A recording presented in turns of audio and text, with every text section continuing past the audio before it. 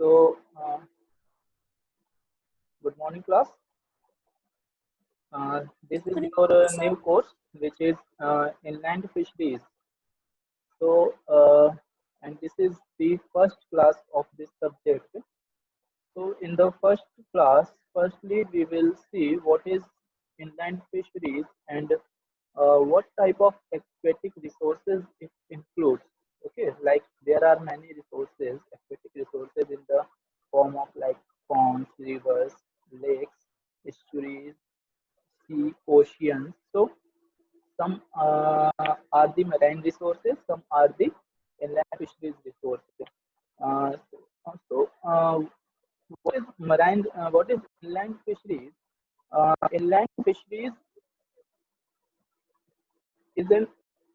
activity which is conducted to extract fishes and other aquatic organisms from inland water. Okay,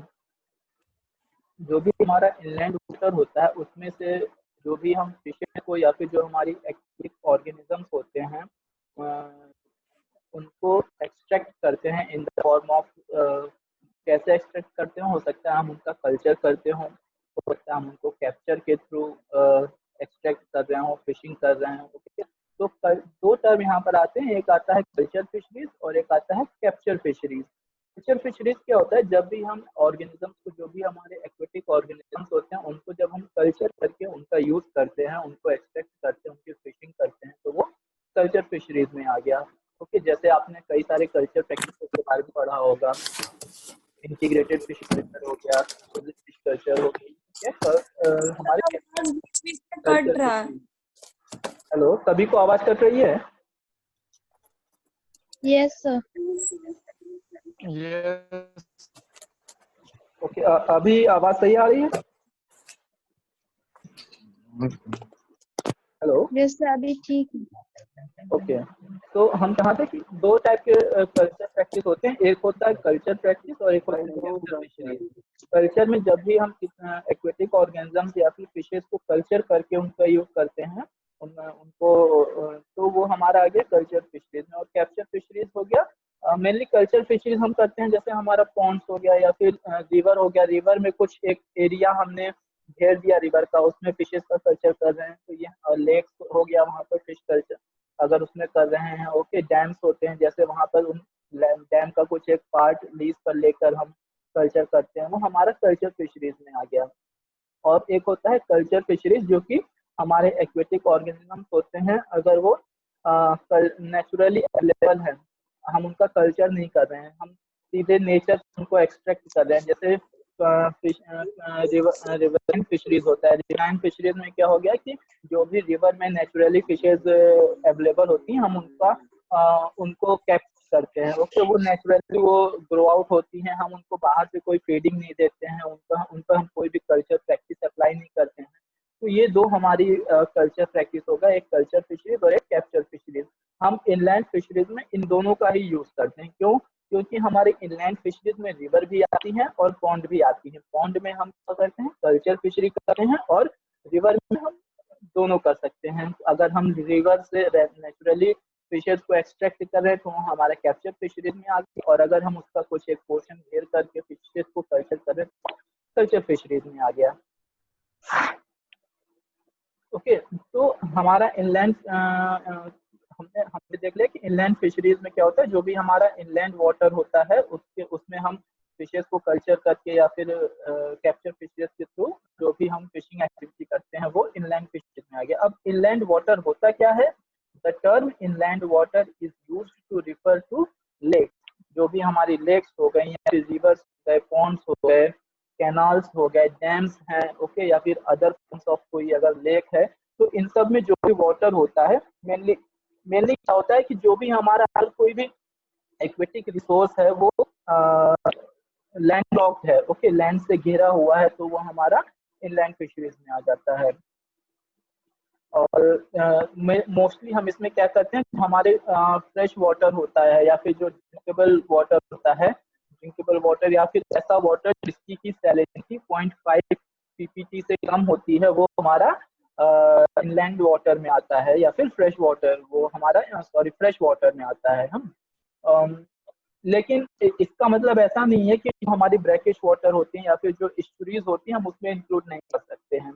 कुछ countries हैं जो कि जो हमारे स्टोरीज होते हैं या फिर जो हमारी ब्रैकिश वाटर होते हैं जिनकी की सैलिनिटी जो होती है वो ज़्यादा हो सकती है, उनको भी इनलैंड फिशरीज में इंक्लूड किया जाता है। तो इसीलिए जो हमारी FAO है, उनकी एक कोऑर्डिनेटिंग वर्किंग कमेटी थी, ठीक है, कोऑर्डिनेट जिसको कि coordinating working party on fisheries statistics होती है। उन्होंने क्या किया कि कौन से एक्वेटिक रिसोर्सेज को इनलैंड में रखना है और कौन से एक्वेटिक रिसोर्सेज को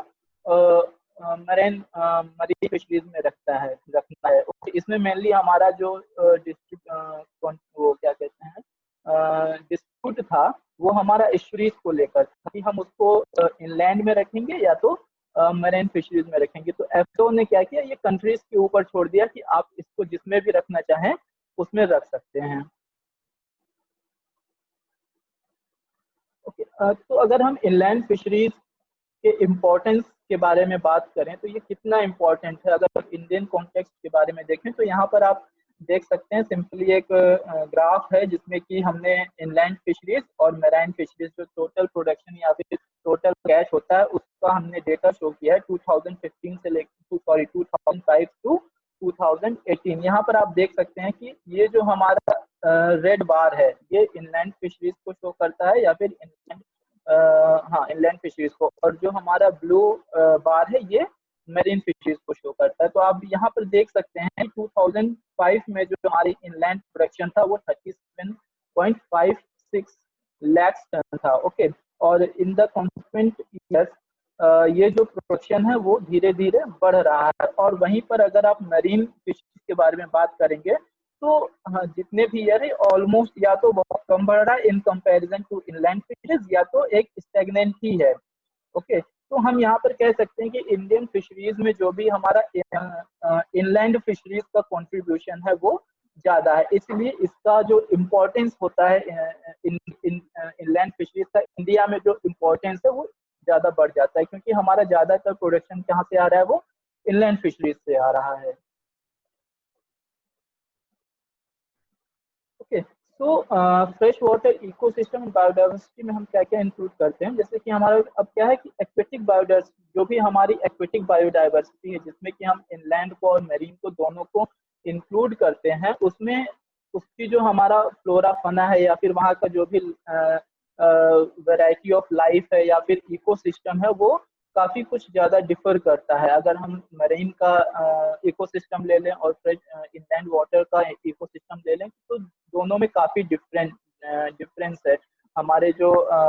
मरीन में फिशेज हैं वो अलग टाइप से बिहेव करती हैं, जो हमारे इनलैंड फिशेज हैं वो अलग टाइप से बिहेव करती हैं। जैसा कि मैंने पहले बताया कि जो हमारा फ्रेश वाटर इकोसिस्टम होता है वहाँ पर जो वाटर की क्वालिटी होती है या तो वो जो क्या वाटर होता है वो ड्रिंकेबल होता है या तो उसकी जो सैलिनिटी होती है या तो सॉल्ट, जिसे हम सॉल्ट कंटेंट भी कहते हैं, वो लेस देन 0.5 ppt होता है। This system encompasses a wide range of habitats including rivers। अब क्या जो कि मैंने पहले भी बता चुका हूँ कि जो हमारा इनलैंड फिशरीज में आता है वो क्या क्या इंक्लूड होता है, उसमें रिवर्स होती हैं, लेक्स होते हैं, पॉन्ड्स होते हैं, वेटलैंड्स होते हैं, ये सब हमारा इनलैंड फिशरीज में आता है। और इनकी जो बाउंड्री होती है, मतलब कि जो ये जो हमारी लेक्स हैं, हमारी रिवर्स हैं, इनकी जो बाउंड्री होती है ये सीजनैलिटी पे डिपेंड करती है। जैसे कि अब मान लीजिए हमारा समर सीजन है तो क्या होता है कि रिवर का जो स्ट्रेच होता है वो काफी कम हो जाता है। वहीं पर अगर हम मानसून सीजन में देख लें तो जो नदियां होती हैं वो पूरी तरीके से पानी से भर जाती हैं, बाढ़ भी आ जाती है। ओके, तो क्या होता है कि इनकी जो बाउंड्रीज होती है, हमारी मेनली जो इनलैंड फिशरीज की बाउंड्रीज होती है वो सीजनैलिटी पर या तो हाइड्रो, जैसे कि हम या फिर हाइड्रोलॉजिकल साइकिल भी कहते हैं, उस पर काफी कुछ तक डिपेंड करती हैं। और ये जो हमारा फ्रेश वाटर है वो अर्थ पर हमारा जितना भी वाटर मौजूद है उसका 2.5% है। उसके बाद क्या आता है कि हमारी जो भी फ्रेश वाटर इकोसिस्टम होते हैं वो दो टाइप के मेनली होते हैं, एक होता है लेंटिक इकोसिस्टम और दूसरा होता है लोटिक इकोसिस्टम। लेंटिक इकोसिस्टम क्या होता है कि ऐसी वाटर बॉडी जिसका कि पानी रुका हुआ हो, जैसे कि आप समझ लीजिए जैसे हमारा पॉन्ड हो गया। लेक्स हो गया, इन सब का क्या पानी होता है, इसमें वाटर फ्लो नहीं होता है एक जगह से दूसरी जगह तक। ओके, इनमें कोई स्ट्रीम नहीं बनती, कोई धारा नहीं होती है, इनका जो वाटर स्टेगनेंट रहता है। तो इसीलिए इनको लेंटिक वाटर बॉडी कहते हैं। दूसरा होता है हमारा लोटिक वाटर बॉडी, जिनका कि पानी हमेशा फ्लो करता रहता है। जैसे कि आप देख देख सकते हैं, जो हमारी रिवर्स हो गई, रिवर्स की जो स्ट्रीम्स होती हैं, उनकी जो ट्रिब्यूटरीज होती हैं, ओके, जो तो इनका क्या पानी होता है, वो हमेशा जो है फ्लो करता रहता है। तो ये हमारी लोटिक इकोसिस्टम में आती है, या तो लोटिक वाटर बॉडी में आती है। अब क्या है कि ये जो हमारे फ्रेश वाटर वाटर रिसोर्सेज हैं, जो भी हमारे रिवर्स हैं, ये इनका हमको क्या क्या फायदा होता है। तो फर्स्ट तो क्या है कि हम एक एक तो ये ड्रिंकिंग वाटर रिसोर्सेज जो वाटर होता है वो हमको प्रोवाइड करते हैं। दूसरा क्या है कि एग्रीकल्चर में यूज होता है, इरिगेशन के लिए, इंडस्ट्रीज में इनका यूज होता है। ओके, फिश कल्चर के लिए, या फिर जो फिश हमारे ऑर्गेनिजम्स हैं, डिफरेंट एक्वेटिक ऑर्गेनिजम्स हैं, उनके कल्चर के लिए यूज होता है, जैसे शेलफिश हो गया। सेकेंड हो गया ट्रांसपोर्टेशन के लिए यूज होता है, जैसे कि आप लोग देखते होंगे कार्गो शिप चलते हैं, जिससे जो कि जो कमोडिटीज होती हैं उनको एक प्लेस से दूसरे प्लेस तक ट्रांसपोर्ट करने के काम में आते हैं। ओके, तो ये है इसके जो हमारे जो वाटर है, हमारा जो फ्रेश वाटर है, इसके कुछ यूजेस हो गए हैं।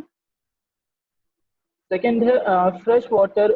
वर्टिब्रेट्स जो है हमारे, वो जितने भी हमारे वर्ल्ड में वर्टिब्रेट्स की डाइवर्सिटी है, उनका 25% जो है फ्रेश वाटर में पाए जाते हैं। फिर उसके बाद क्या है, बायोडाइवर्सिटी इनकी कैसी होती है, उनका क्या क्या डिस्ट्रीब्यूशन होता है। Biodiversity in fisheries fresh water system is distributed in a fundamentally different pattern from that in marine system. जैसा कि मैंने बताया कि जो भी हमारे मराइन के इकोसिस्टम होते हैं वो टोटली डिफरेंट होता है फ्रेश वाटर इकोसिस्टम से। क्या कैसे, क्योंकि आप अगर आप सी को या तो ओशियन को देखेंगे तो उसकी सैलिनिटी क्या होती है, काफी हद तक एक कांस्टेंट ही रहती है। तो वहां पर जो हमारी बायोडाइवर्सिटी होती है, या फिर फिशेज की जो बायोडाइवर्सिटी होती है, वो इतनी ज्यादा नहीं होती in comparison to fresh water. वहीं अगर हम फ्रेश वाटर की बात करें तो हमको कई सारी बायोडाइवर्सिटी मिल जाती है फिशेस की, एक ही जैसे एक ही प्लेस पर हमको कई सारी फिश स्पीसीज मिल जाती हैं। ओके, तो क्या होता है, तो यही है कि जो हमारी फ्रेश वाटर की जो बायोडाइवर्सिटी है वो ज्यादा रिच है in comparison to marine water. इसका क्या रीजन है कि जो हमारा मरीन इकोसिस्टम है उसका जो वो उसके जो वाटर क्वालिटी होती है वो मेनली हर जगह एक जगह एक ही रहती है। लेकिन अगर हम फ्रेश वाटर की बात करें तो जैसे मान लीजिए आप स्ट्रीम में चले जाइए तो वहाँ की वाटर क्वालिटी दूसरी होगी, वहाँ पर आपको किसी कोई अलग टाइप की फिशेज मिलेंगे। आप मिडिल स्ट्रेच में आ जाइए रिवर की, ओके, वहाँ की वाटर क्वालिटी कुछ अलग होगी, सैलिनिटी कुछ अलग होगी, पीएच थोड़ा बहुत डिफर करेगा। तो वहाँ पर जो हमारी फिश डाइवर्सिटी होती है वो अलग अलग रहती है। और अगर हम लोअर स्ट्रेच में चले जाएं तो वहाँ की वाटर क्वालिटी अलग रहती है, तो वहाँ पर हमको अलग टाइप की फिशेज मिलने दिख जाएंगे। वहीं पर हमको लेक्स में अलग टाइप की फिशेज दिख जाएंगी। काफी सारी, मतलब जो हमारी वर्सिटैलिटी होती है फिशेस की, वो काफी ज्यादा होती है फ्रेश वाटर में। ओके, सो क्या ग्लोबल फ्रेश वाटर बायोडाइवर्सिटी क्या है कि हमारा जो वर्ल्ड है उसमें कितने टाइप की फिशेस पाई जाती हैं या उनकी बायोडाइवर्सिटी क्या है। ओके, तो जो हमारा जो अवेलेबल साइंटिफिक डिस्क्रिप्शन है लिविंग स्पीसीज का, वो जो है 27,977 है। और अकॉर्डिंग टू नेल्सन 2006 जो है 11,952 species are exclusively fresh water in origin. इसमें से क्या है 11,952 स्पीसीज जो है वो फ्रेश वाटर की ही हैं।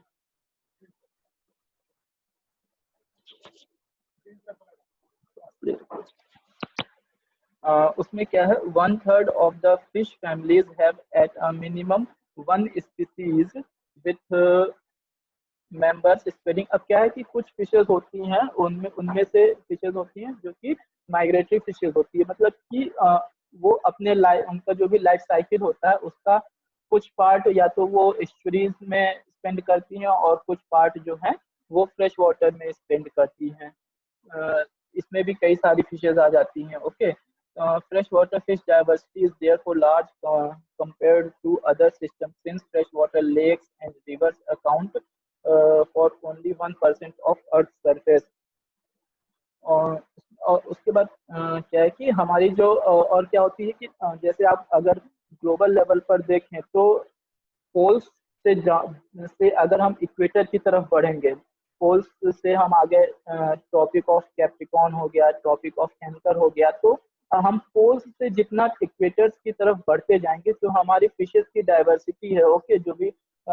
हमारी एक्वेटिक डाइवर्सिटी है वो बढ़ती जाती है in comparison to poles. Poles पे आप चले जाएंगे तो आपको मोस्टली एक ही टाइप की फिश दिखेगी, हो सकता है एक ही स्पीसीज दिखे, लेकिन जैसे जैसे आप पोल्स से जो है इक्वेटर्स की तरफ आएंगे तो जो फिशेस की डाइवर्सिटी है वो ज़्यादा बढ़ती जाती है। ओके, तो ये हमारा आज का क्लास था, जो कि फर्स्ट टॉपिक इसका था। इसमें आपने देखा कि व्हाट इज इनलैंड फिशरीज, और उसमें जो हमारा वो कैसे डिफरेंट है हमारा मैराइन फिशरीज से। तो इसमें अगर कोई क्वेश्चन हो तो आप लोग